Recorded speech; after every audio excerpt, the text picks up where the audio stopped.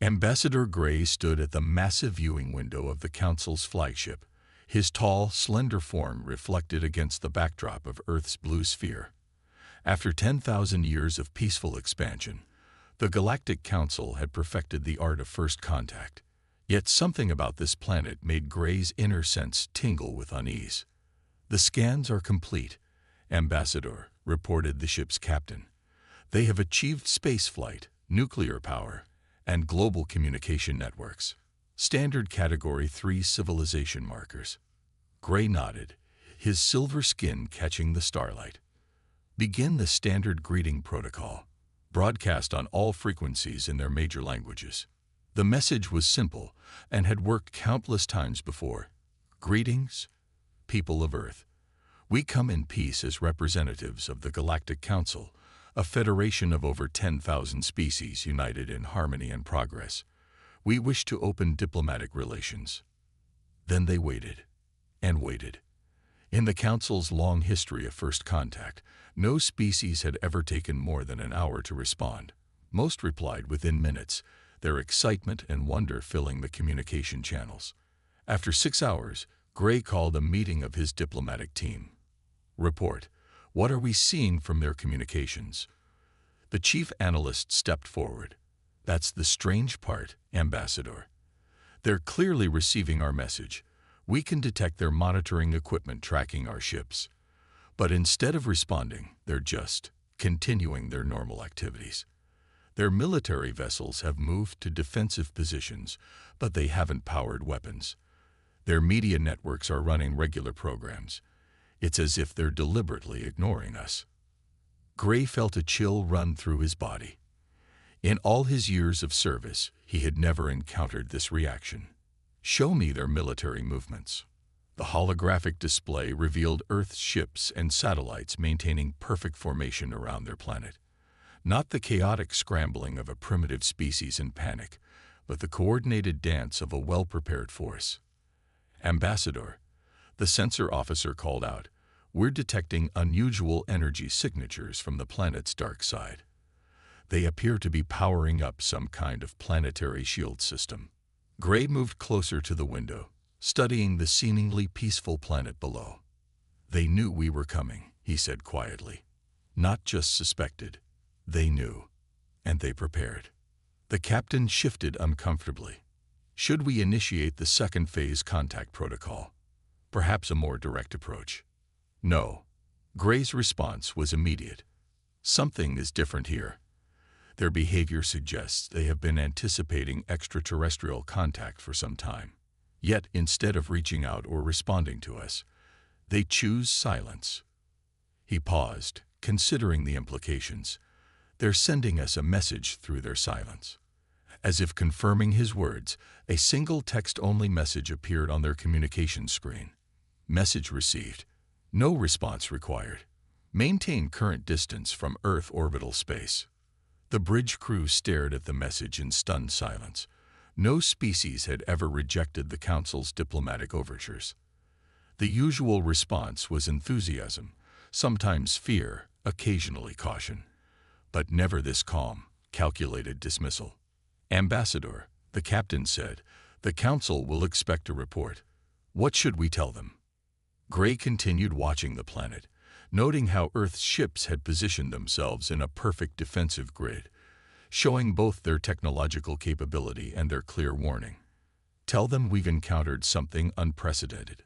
A species that not only seems to have anticipated our arrival, but has chosen not to engage with us. And most importantly," he turned to face his crew, his expression grave, "tell them we may have finally met a civilization that doesn't need or want our help." As the message was sent to the Council, Gray noticed something else. The humans had begun moving more ships into position, each movement precise and purposeful. They weren't acting like a species encountering advanced alien life for the first time. They were acting like a species that had been preparing for this moment for a very long time. "Keep monitoring," Gray ordered. "Something tells me the Galactic Council is about to learn that not every species follows the expected path.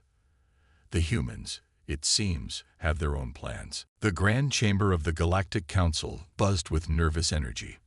Representatives from thousands of worlds filled the circular room, their voices mixing in a chorus of concern. At the center stood Ambassador Gray, his report causing unprecedented worry among the council members. Council President White raised his hand, bringing immediate silence to the chamber. Ambassador Gray, you mean to tell us that these humans not only detected our presence long before we arrived, but have apparently been preparing for extraterrestrial contact without ever attempting to reach out? Yes, President, Gray replied, his voice echoing in the quiet chamber. Our analysis of their historical records shows something fascinating. For centuries, they've been theorizing about alien life, but instead of just wondering, they prepared. The holographic display in the chamber's center activated, showing images from Earth's history. These humans have an unusual trait, Gray continued. They consistently prepare for worst-case scenarios. Their entertainment, their literature, their military planning, all show a species that expects the unexpected. A council member from the science division stood up. But surely they must want our advanced technology, our medical knowledge. Every species we've encountered has eagerly accepted our offer of membership. Gray shook his head. That's what makes humans different. Look at this. The hologram shifted to show Earth's defensive grid. They've built a planetary defense system that rivals our own technology. They achieved this independently, following their own path of development. Impossible, shouted one of the older council members. No species can advance that quickly without guidance. President White leaned forward in his chair. Ambassador Gray, what do your instincts tell you about these humans? Gray paused, choosing his words carefully. They're warriors who have learned to live in peace with themselves. Their history is full of conflicts, but these conflicts push them to advance rapidly. Unlike many species we've encountered, they never stopped preparing for threats, even after achieving global unity. The hologram changed again, showing Earth's military exercises. In the week since our arrival, they've conducted 3 major space defense drills. Their ships move with perfect coordination. Their communications are encrypted in ways our best systems can't crack. They're showing us their capabilities while pretending to ignore us. A murmur of unease spread through the chamber. President White raised his hand again. What are our options? We have 3 choices, Gray replied. First, we could leave and respect their implicit request for non-interference. Second, we could attempt a more forceful diplomatic approach. Or third, he paused, looking around the chamber, we could try to understand why they're so different from every species we've encountered. The chamber erupted in debate. Some council members demanded immediate withdrawal. Others called for forcing diplomatic relations. But President White remained quiet, studying the images of Earth's defenses. Finally, he spoke. Ambassador Gray, you will continue to observe, but do something different this time. Study not just their capabilities, but their reasons. Why would a species choose isolation over membership in our council? What do they know, or think they know, that makes them so cautious? As the session ended, Gray looked one last time at the hologram of Earth. In all his years of diplomatic service, he had never seen a species that chose to stand alone. The humans weren't acting out of fear or hostility. Their response was too calculated for that. They were acting out of choice. Perhaps, Gray thought as he left the chamber, we're not asking the right question. It's not about why they won't join us. It's about what they see in us that makes them want to stay apart. The council had encountered a puzzle they couldn't solve with their usual methods. For the first time in their history, they would have to wait for another species to decide if and when they wanted to talk. The council's observation ship hung silently in space, hidden behind Earth's moon. Inside, a team of the galaxy's best analysts worked day and night, studying everything they could learn about humanity. What they found made them increasingly uneasy. Ambassador Gray, you need to see this, called the lead analyst, pointing to his screen. We've decoded more of their military communications. The humans have something they call Silent Shield Protocol.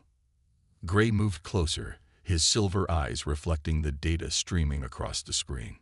Tell me, it's not just a defense system, It's a complete response strategy developed over 50 years ago. The humans didn't just prepare for first contact. They prepared for every possible type of first contact. The analyst brought up more files. Look here. They have protocols for peaceful contact, hostile contact, technological trade, biological threats, cultural exchange, and even. He paused, even for the possibility that advanced aliens might try to help them by guiding their development. Gray felt a chill run through him. They predicted our standard approach. Not just predicted, they built countermeasures. The analyst switched to a new display showing Earth's orbital defense grid. See these satellites? They look normal, but they're part of a massive hidden network. The whole system is designed to protect Earth's independence. Another analyst spoke up from across the room. Sir, we found something in their entertainment archives. For centuries, they've been telling stories about alien contact. But here's the interesting part. Many of these stories warn about advanced civilizations bearing gifts. Gray watched as clips from human movies and books flashed across the screen. Stories of alien civilizations offering advanced technology, only to slowly take control. Tales of humanity fighting to remain free. Warnings about the price of accepting help from more advanced beings. They taught themselves to be cautious, Gray murmured. Through their stories, their art, their entertainment, they prepared their whole species to be careful about first contact. The ship's captain entered the observation room. Ambassador, we've detected unusual activity on Earth's surface. They're running some kind of global defense drill. The main screen switched to a live feed of Earth. Across the planet, military forces moved with practiced precision. Orbital platforms shifted positions. Ground-based defense systems activated and then went dark again. All of it happened without a single spoken command being detected. They're not just showing us their capabilities, Gray realized. They're showing us their unity. Every nation, every military force, moving as one. The lead analyst nodded. We found references to something called the Guardian Doctrine in their military archives. After their last World War, Earth's nations made a secret agreement. They would maintain their separate identities and governments, but if extraterrestrial contact ever occurred, they would act as one. Gray watched as Earth's forces completed their drill with perfect coordination. How long have they known we were coming? Based on our analysis of their deep space monitoring programs. The analyst checked his data. They detected our survey ships at the edge of their solar system 3 years ago. They've been quietly preparing ever since.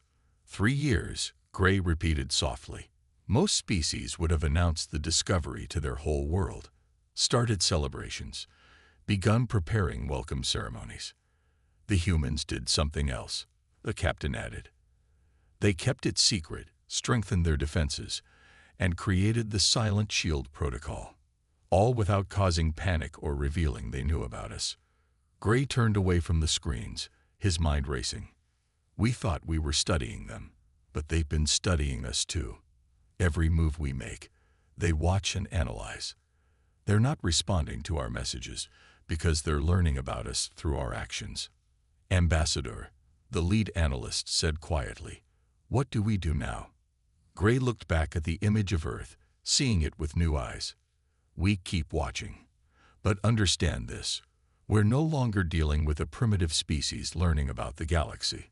We're dealing with a united world that chose preparation over celebration, caution over eagerness, and independence over easy advancement. And that, he added softly, makes them more dangerous and more interesting than any species we've ever encountered. This is a mistake, Ambassador Gray said, watching as the Council's ships moved into position above Earth's major cities. After weeks of silence from humanity, the Council had voted to force the issue. 20 massive ships now hung in the sky, visible to millions below. From his position on the flagship, Gray could see the lights of New York City spreading out beneath them. Similar scenes played out above London, Beijing, Moscow, Tokyo, and other cities across the globe. The Council expected panic, chaos, and a rush to open communications. They got something very different. "Sir," the sensor officer called out, detecting multiple launches from Earth's surface. Gray rushed to the display. Across the planet, hundreds of objects were rising from hidden facilities, their paths forming a complex web around the planet. But these weren't missiles or attack ships. They were satellites, small defense platforms, and observation units, all moving with precise coordination. "Message incoming," announced the communications officer. "Audio only, broadcast on all frequencies." A calm, professional voice filled the bridge. "This is Admiral Stone of the Earth Defense Fleet. Your vessels have entered restricted space without authorization. While we acknowledge your attempt at communication, we have chosen not to engage. You have 30 minutes to return to your previous positions beyond lunar orbit. This is not a request." The Council ship sensors suddenly lit up with warnings. The newly launched satellites had created a complex energy grid, connecting with the previously hidden defense network. Earth's orbital defense system was now fully visible, and it was far more extensive than anyone had realized. "Ambassador," the captain said urgently, "their defense grid. It's not just defensive. Those satellites could cripple our ship systems." Gray studied the tactical display with growing respect. The humans had revealed just enough of their capabilities to make their threat clear, while undoubtedly keeping more in reserve. "Send to all ships. Begin withdrawal to lunar orbit." "But sir," the captain protested, "the Council's orders."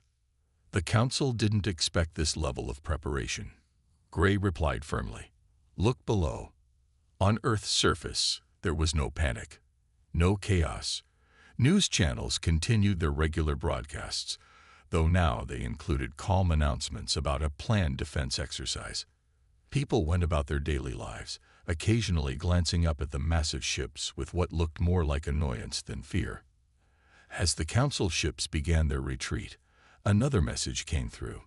This time, it was accompanied by a video feed showing a man in a crisp military uniform, Admiral Stone himself. "Ambassador Gray," Stone said, his expression neutral but firm, "we appreciate the Council's interest in Earth. However, we have studied your organization's history of peaceful integration thoroughly. We see how member worlds slowly lose their unique identities, becoming more like each other with each passing decade. Humanity has chosen a different path." Gray found himself nodding. "You've been watching us for longer than we realized." "We detected your survey ships years ago," Stone confirmed. "We've had time to study your methods, your culture, and your impact on member worlds. Our silence was not rejection. It was a conscious choice to maintain our independence while we evaluated your true intentions." The tactical display showed Earth's defense grid powering down slightly, a gesture of good faith, but one that left more than enough systems active to enforce their demands. "The Council will need to rethink its approach," Gray said. Stone's expression softened slightly. "Perhaps that's not a bad thing, Ambassador. Humanity is willing to interact with the galactic community, but on our terms, not yours. We will not be rushed, pressured, or coerced into membership." As the Council ships resumed their positions behind the moon, Gray realized they had just witnessed something unprecedented. A species that had not only anticipated first contact, but had prepared so thoroughly that they could dictate terms to the mighty Galactic Council. "Send a message to the Council," Gray ordered. "Tell them we need to call an emergency session.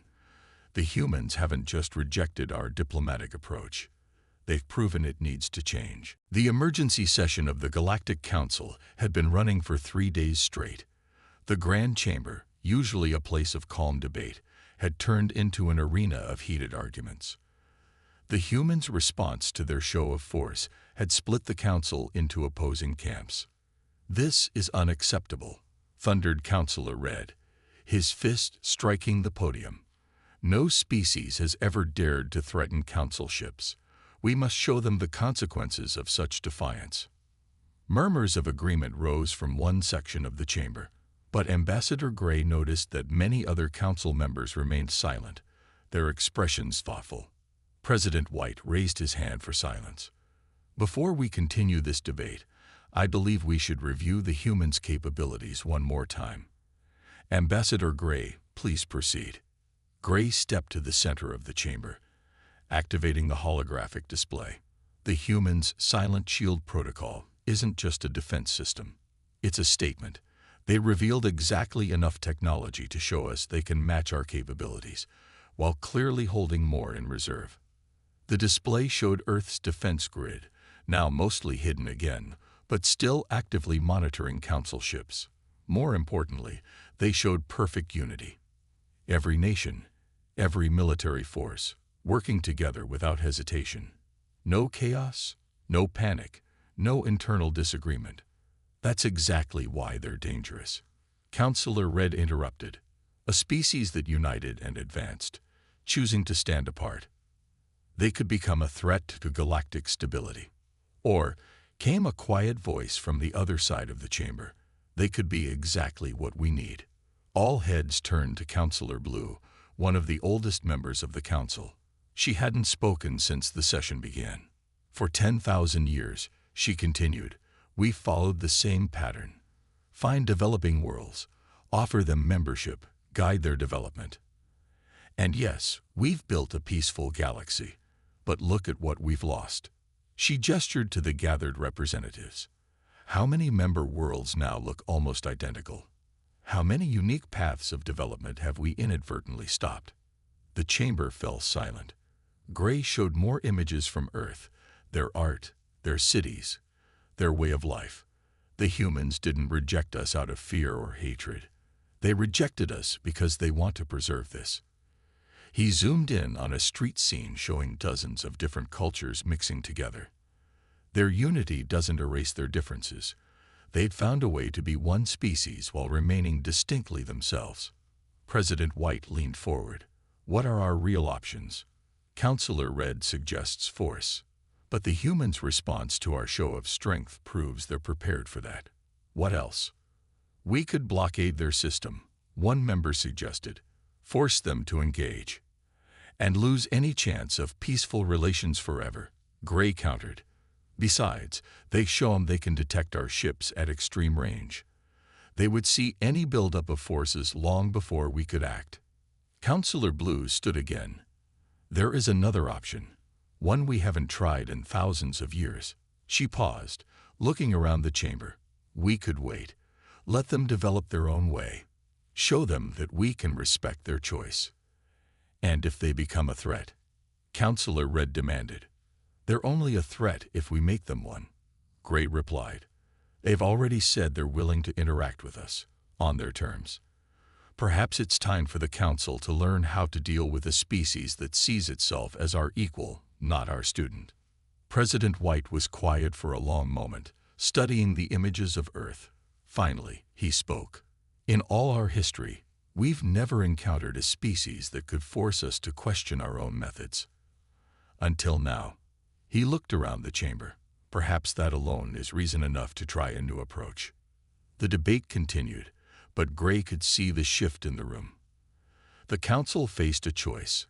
Adapt to a new kind of relationship with a species that demanded equal footing, or risk pushing humanity into becoming the very threat they feared. The humans, Gray thought, might just change us as much as we've changed others. While the Council debated, their intelligent ships made a breakthrough. They finally managed to intercept and decode a high-level transmission from Earth's Defense Command. What they found changed everything. Ambassador Gray, the intelligence officer, called urgently. You need to see this immediately. Gray watched as the decoded message played on the main screen. It was a recording of an Earth Defense Council meeting from 6 months before the Council's arrival. Our deep space arrays have confirmed it. A general was saying in the recording. The Galactic Council's survey ships are exactly where we predicted they would be. They're following the same pattern they've used with other worlds. The next speaker was Captain Rivers, head of Earth's Technological Defense Division. We've completed our analysis of their member worlds.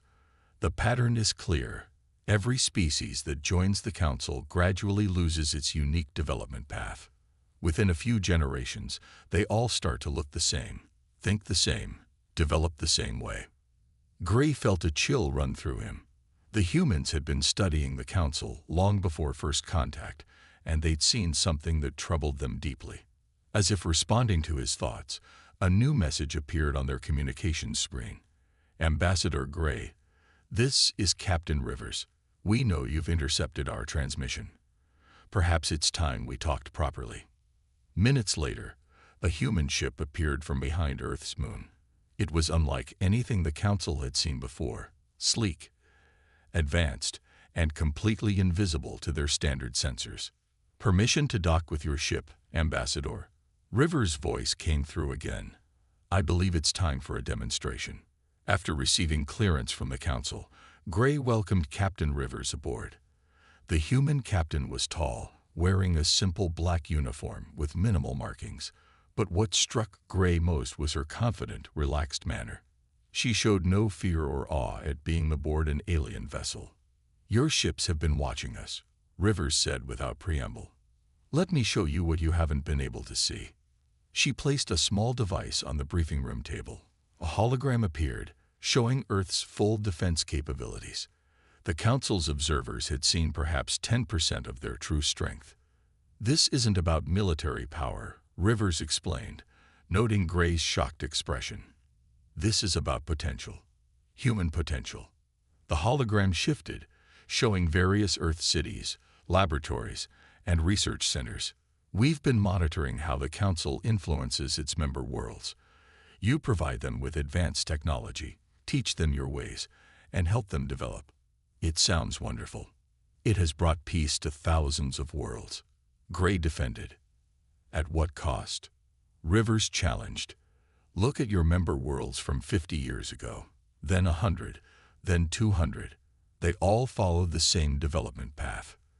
Their unique characteristics fade. Their innovative spirit dims. They become comfortable. Gray watched as Rivers showed comparison images, Council member worlds becoming more and more alike over time, while Earth maintained its vibrant diversity. Humanity is messy, Rivers continued. We argue, we compete, we sometimes fight. But this drives us forward. We develop in unexpected ways. We solve problems differently than anyone else would. We don't want to lose that. You're not rejecting membership, Gray realized. You're protecting your potential. Rivers nodded. We're willing to interact with the galaxy. Trade, cultural exchange, diplomatic relations, all possible. But we will not let anyone, no matter how well-meaning, guide our development. We choose our own path. To demonstrate her point, Rivers activated another function on her device. Suddenly, every Council ship's sensor system went dark for exactly 3 seconds. That's just one of hundreds of technologies we've developed, Rivers said calmly as the systems came back online. Not better or worse than yours, just different, because we found our own way to solve the problem. Gray understood at last. The humans weren't being hostile or fearful.